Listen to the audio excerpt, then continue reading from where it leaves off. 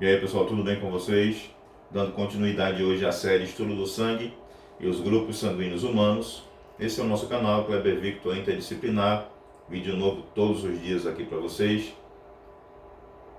Se você ainda não é inscrito, se inscreva no canal. Deixe o seu like, compartilhe, deixe o seu comentário aqui embaixo, que é muito importante para nós.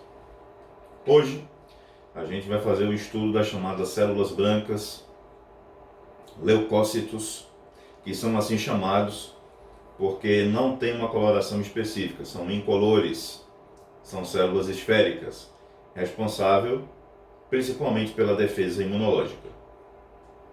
Essas células brancas detêm a função de defesa do organismo, então são divididas em duas categorias: neutrófilos, eosinófilos e basófilos, e os agranulócitos em duas categorias, linfócitos e monócitos. As células brancas, ou também chamadas de granulócitos, são essas três que vocês estão vendo aí.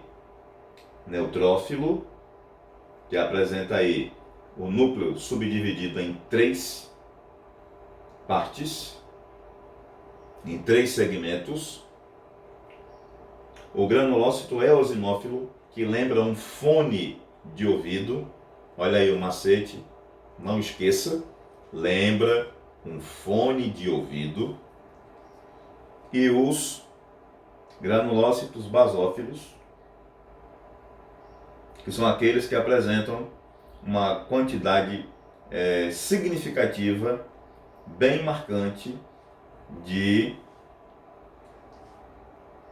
grânulos, e a sua estrutura nuclear ela é bem grande, e eles correspondem neutrófilos 60 a 70%, eosinófilos 2 a 4% e os basófilos 0,5 a 1%. Os neutrófilos são polimorfonucleares, então elas têm a divisão em 2 a 5 pedaços, partes, segmentos ou lóbulos, tem em torno de 9 a 12 micrômetros de diâmetro, apresenta grânulos específicos, colagenase, lactoferrina, lisozima, etc. Azurófilos, lisossomos com hidrolases ácidas. Esse é o neutrófilo. Entre as suas funções, fagócitos ávidos e defesa imunonuclear contra bactérias. Os grânulos específicos, lisozima, perfura a parede, e a lactoferrina faz o sequestro de íons de ferro, a síntese de peróxido de hidrogênio ou água oxigenada e do oxigênio. Eosinófilos, polimorfonucleares também, com 2 a 3 lobos, é aquilo que eu falei, lembra um fone de ouvido. 12 a 15 micrômetros de diâmetro, muitos grânulos eosinofílicos presentes nessa célula. Os específicos, interno e externo, e os azurófilos e lisossomos com hidrolases ácidas. Grânulos específicos, interno ou cristalóide, externo ou matrix. Esses são os elementos que vão fazer parte dos grânulos específicos do eosinófilo. Interno, porque forma a parte interna do grânulo; externo, a parte externa do grânulo. Duas palavras aí em latim que terminam-se auto-explicando. As proteínas do interno, proteínas básicas, a arginina, e no externo, ou matrix, enzimas típicas dos lisossomos. Então, a principal função, defesa contra parasitoses, ela fagocita complexos AG, AC, IgE e participa de processos alergênicos ou reações alérgicas.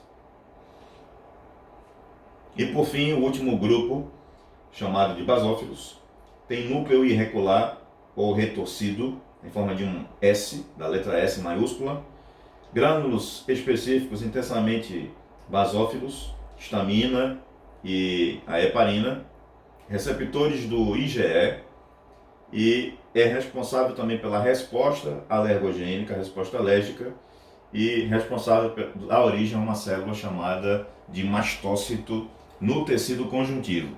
Então, quando essa célula basófila sai do vaso e cai no tecido conjuntivo, ela muda de nome e ela é chamada de mastócito. Granulócito poese, neutrófilo, eosinófilo e basófilo. Então você tem aí o processo de formação de todas essas células aí.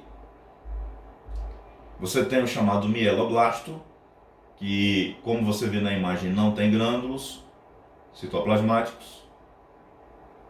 E aí, os chamados grânulos azurófilos, pela nomenclatura também chamado de azuis, são os primeiros sendo secretados pelo complexo de Golgi e durante o processo de crescimento do complexo de Golgi. A quantidade moderada e início da secreção pelo aparelho de Golgi, e você tem o aparelho de Golgi aumentado. E por fim, esses grânulos específicos, que são na coloração identificados com a cor azul e rosa, vão dar origem ao chamado metamielócito,